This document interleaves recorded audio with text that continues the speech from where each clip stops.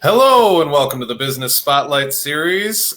Today is episode 26, and we are here with Todd Dziobak with Secret Crisis Comics. How are you doing today, Todd? I'm doing really well. Thanks for having me. It's great to be here today. Oh, thank you for coming on. We know you're busy. You said it's a truck day today, right? So that Yeah, means, this morning. yep, that's a long day. So I appreciate you finding the time for us. I was wondering if right off the bat you could give us a little bit of your history and what brought you all the way to owning and operating Secret Crisis Comics. It's pretty much a fulfillment of a lifelong dream. I've collected comics since probably 1982. About 1983, a friend of mine and I we created our own version of Life, where it was on his pool table using Matchbox, Hot Wheels cars, and Legos. We created a city, and in that game, I actually owned a comic shop when I was a little kid, and I delivered comics throughout the city. And he was the city's doctor. Oh, And he's a doctor. I was going to say, did he end up being a Yeah, doctor? we both. He did it first. He's been a doctor his whole life. I switched careers late, but then I went into I always wanted to have a comic shop, and when we moved to Chelsea, it was just the perfect combination of all factors to finally open a comic shop up. Yours sounds a little more fun than being a doctor, I'm going to be honest, but that's just a personal Yeah, preference. yeah. It's different kinds of pressure, and Yeah. and if I fail, a little less problematic. Yeah, well, that's true. Yeah, I mean, for the case of other people, maybe not for you, but yeah, I mean, owning your own business is its own challenge, that's for sure. Yes. So that's great. I mean, that's not something most people get to say, is that they chose a profession when they were playing a homemade board game as a child, and then now they get to do that. I sure as heck wasn't sitting around saying I'm going to be an executive director of a chamber of commerce. I'll tell you that. But I do love it. Anyways, so well, let's talk about some cool stuff, man. Obviously, right off the bat, I had to tone it down today. I've never worn a T-shirt for one of these, but I had my Game of Thrones shirt, and you're running the comic store, so I have to ask, the ending of Game of Thrones, and obviously spoiler alert, but as we said beforehand, if you're a Game of Thrones fan and you haven't watched the end, it's kind of on you. So yeah. What were your thoughts? Be brutal. It made me sad. Just to invest all that time into a series, to have so much great material, and then to find out afterwards the showrunners just wanted to end it.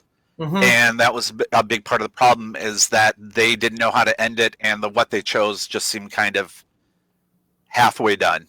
Even the best episode of the final season, The Long Night, easily could have been 2 to 3 episodes. Oh, agreed. And instead, they made like a battle that's been building for 8 seasons into an hour and 20 minutes.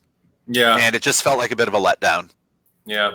I did like the end of that. I liked Arya being... That was amazing. That was amazing. That was a good decision. But yeah, I agree. You probably almost could have chopped that up and had literally an entire episode of just Arya in that battle. In her story arc, how she was moving around the whole Winterfell, and they could have done a whole... You're right.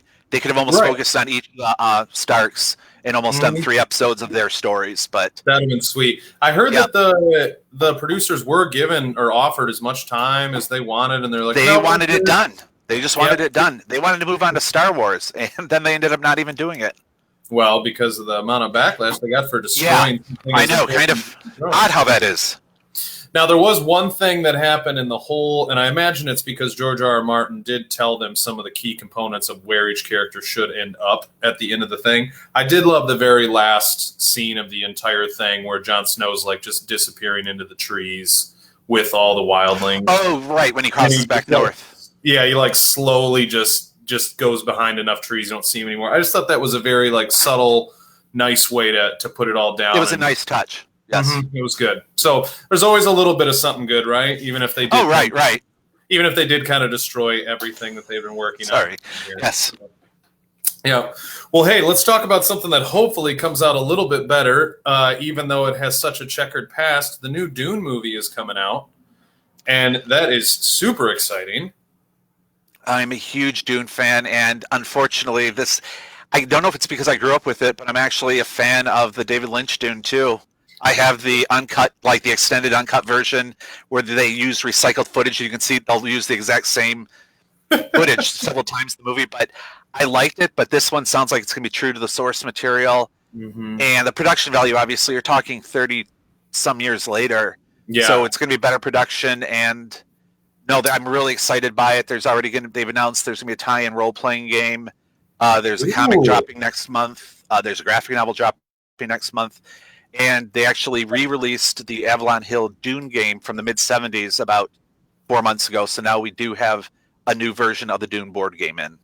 And you're carrying that at Secret Crisis? Absolutely. That's super cool. It's partially because just I'm a fan. I mean, I know that's not a great way to run a business, but in that case, I had to carry it. Well, in your business, I think it probably is a good way to run a business.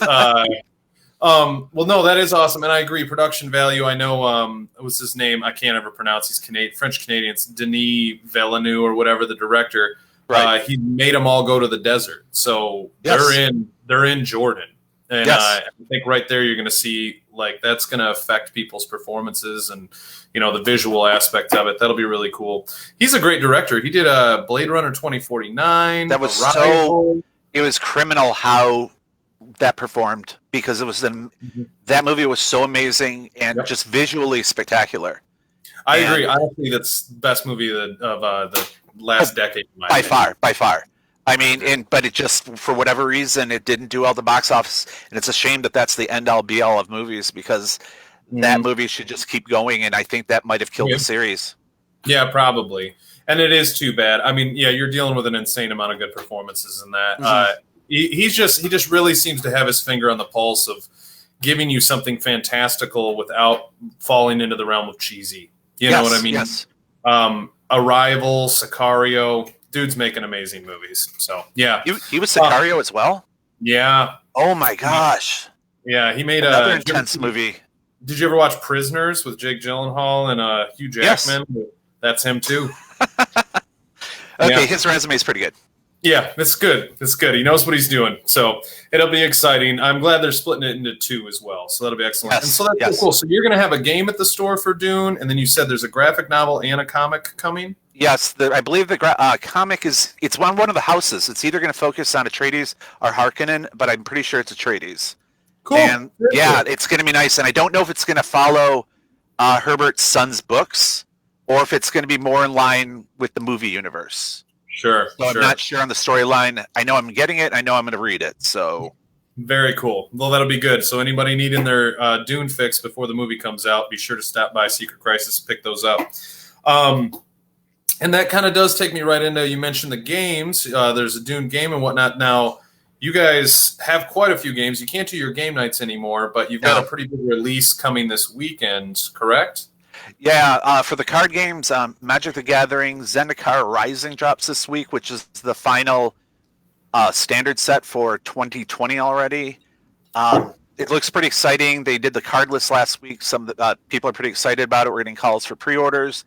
Yes, it's a shame we can't do it in the store, but enough people are buying. You can buy the same kit, though, that we normally do for pre-release here. And they're encouraging people to just do it at home, social distancing, safe distance. Or if you're at home, it's your family, so you can play anyway. Yeah. But that's that. We also had a release in Pandemic Hot Zone North America, where I know Pandemic's a little touchy subject, but the game series is phenomenal, and I'm just really excited by this new release that takes place in just North America. Very cool. That's awesome. Yeah, the games, I mean, that's such an easy thing for families to be doing at home right now. I know I stopped in a couple weeks ago and picked up, Harry Potter Codenames, because my girl's obsessed with Harry Potter, and that Codenames game is super fun. But it's just the 2 of us here, so we haven't even got to play it yet, because you got to have at least 4 people. Right. One day that thing's going to get unboxed and played, and it's going to be super fun. Exactly. Well, that's great. You got the games. Now, there is a new comic coming out that's got quite a bit of buzz because of the Netflix show that just released season 2, and that's the Umbrella Academy. And yes. The newest chapter is called You Look Like Death. Number 1 literally came this morning on the trucks. It's out on the shelves, but yes, it's going to be it's actually the 4th story arc, because right now the Netflix series is on the 2nd story arc, which is called Dallas. So there's already one in the bank still. There's a 3rd story arc, and then this will be the 4th one in probably 2 to 3 more years. But it's a good chance to get into it, because a lot of people weren't into Umbrella Academy when it was originally released, and this is kind of everyone's chance to get in on the ground floor, so to speak, and be able to read it serialized, which is always a fun way to read things, to have stuff to look forward to. Right. Yeah, no, I can imagine that. Well, that makes up a good point. And my knowledge of actual comic books is very light. But a lot of times they're not necessarily a huge linear story. You know what I mean? Right, a right. lot of, a lot of the classic people you think of. I mean, usually when a new Batman comic or something comes out, it's not following the comic that came out right before it, or is Exactly. it? Well, it's if you were a fan of X-Files, it's a good analogy in that they had Monster of the Week episodes, but they also had the overriding what was it called, the Black Oil story arc. Okay. So with comics, it's a lot of times like that. There'll be a standalone episode issue for whatever reason, but generally there usually is an overriding story arc, throughout the year. And then they'll just start a new story arc when that wraps up. But yes, you're correct that sometimes it's a standalone, they can be fun. If you remember X-Files, some of those standalone were some of the best episodes. But the story arcs are the most rewarding usually. Sure. Yeah, it's the long con, which I think HBO has really helped in television to make that more of a thing too. Oh, absolutely. Stories, back when Sopranos or even Oz or something like that came out, where it was like, no, this isn't about today's episode. This is about a bigger. And it's nice. And they also created the concept of like a finite story arc. Because certain shows, I mean, a lot of the shows produced now that are the highest quality don't jump the shark anymore, because a lot of times they allow the creators to have a start, middle, and end. Like my favorite example, that's the Breaking Bad. I mean, that could have gone forever, and it was a five-year story arc, and it ended in 5 years. Yeah, and it was amazing. I thought Sopranos ended on a great. Obviously, that was longer, but that ended amazing. That whole series on a rewatch, even the worst season, number 4 of Sopranos, in rewatch is still better than most TV. I agree. Yeah, we just rewatched Sopranos.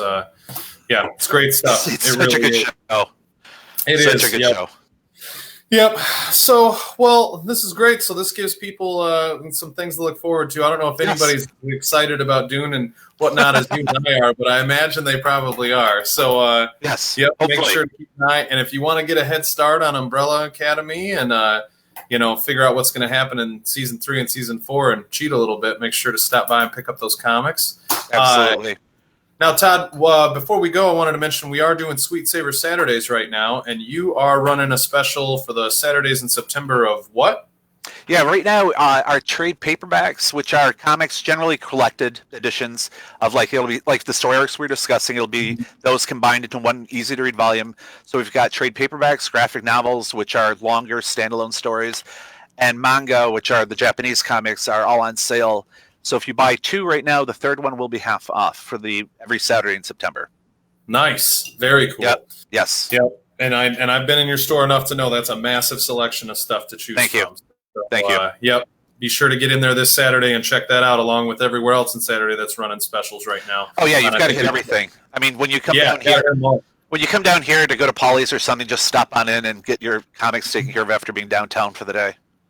Yep, there you go. And we did put links to Secret Crisis Comics website and their Facebook, as well as a link to Sweet Saver Saturdays in the comments today. I want to thank Shasta Grifka for facilitating and sponsoring with Grifka Marketing, as always.